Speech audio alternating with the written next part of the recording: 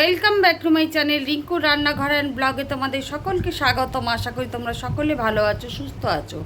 আমি আজকে আবার একটা রেসিপি নিয়েছি। আজকে বানাবো কুমড়ো আলু দিয়ে সাদা তরকারি। কি নিয়েছি, কিভাবে বানাবো, সমস্ত কিছুটাই তোমাদের দেখাবো।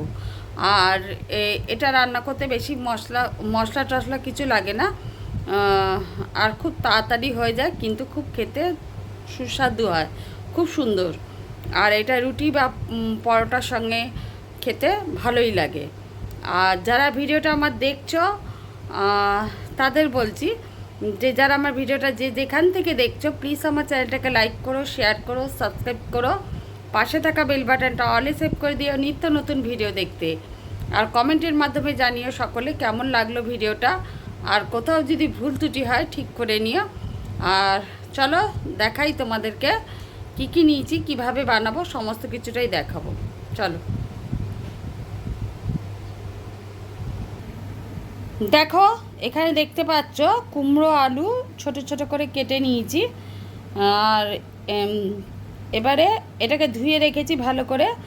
এবার চলো পাশে কড়া বসিয়েছি, রান্নাটা শুরু করা যাক। চলো দেখো বন্ধুরা, এখানে আমি বললামই কড়ায় তেল দিয়েছি, তেল দিয়ে আর কালো জিরে দিয়েছি, দিয়ে তেলটা গরম হয়ে গেছে। আর একটু গরম হয়ে যাক, আমি তো আলুগুলো আর কুমড়োগুলো দিয়ে দেবো। এতে কিন্তু আমি কম তেলেই রান্না করব এটা। আর চলো দেখতে থাকো। দেখো এখানে কুমড়ো আলুগুলোকে আমি দিয়ে দিয়েছি, তেলটা আমার গরম হয়ে গেছে। আর এটা এবার ভালো করে ভাজা করে নেব।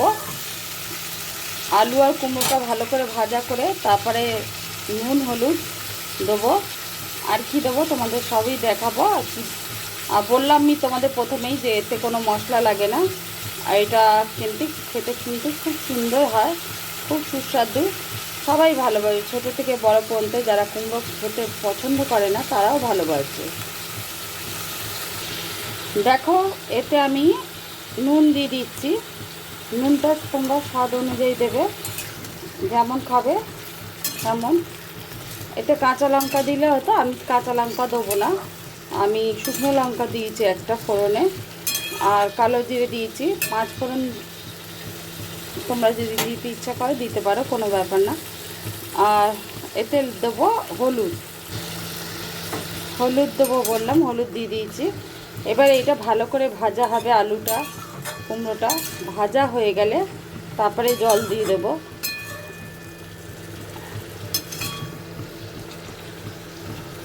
কেমন লাগছে রেসিপিটা কমেন্টের মাধ্যমে সকলেই জানাবে। আর যদি কোথাও ভুল ত্রুটি হয় তোমরা ঠিক করে নিও। চলো দেখতে থাকো, সাথে থাকো। এখন আমার আলুটা ভাজা হয়ে যাক, আলু কুমড়োটা ভালো করে ভাজা হয়ে গেলে তারপর জল দেবো।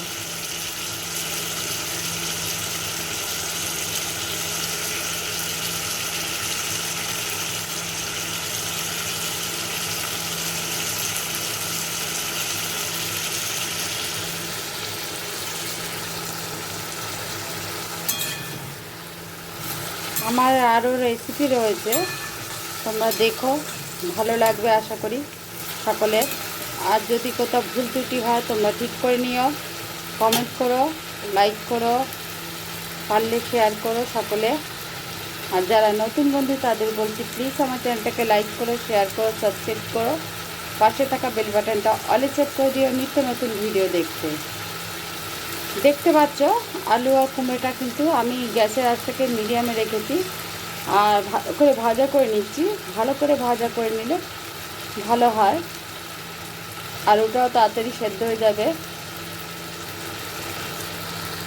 আমি এখানে দুটো বড় মাপের আলু নিয়েছি। দেখো বন্ধুরা, আবার ঘুরে এলাম। দেখো তোমাদের দেখাই, দেখতেই পেলে আলু আর কুমড়োটা ভালো করে ভাজা করে নিয়েছি, খুব সুন্দর ভাজা হয়েছে, দেখতেই পাচ্ছ। এবারে আমি এতে একটু জল দিয়ে দেবো। জল দিয়ে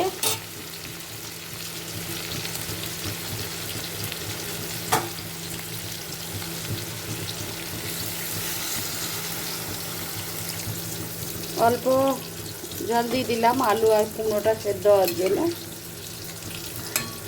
এবার এতে আর একটা মশলা দেবো। দেখো দেখো এতে আমি একটু হিং দিয়ে দেবো।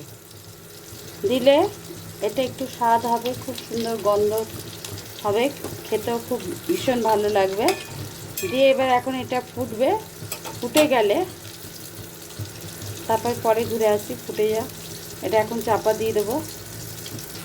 দেখো ফুটতে শুরু করেছে, আর কিন্তু আমি জল দেবো না, এই জলটা একদমই শুকিয়ে যাবে। কেমন লাগলো কমেন্টে সকলে অবশ্যই জানিও।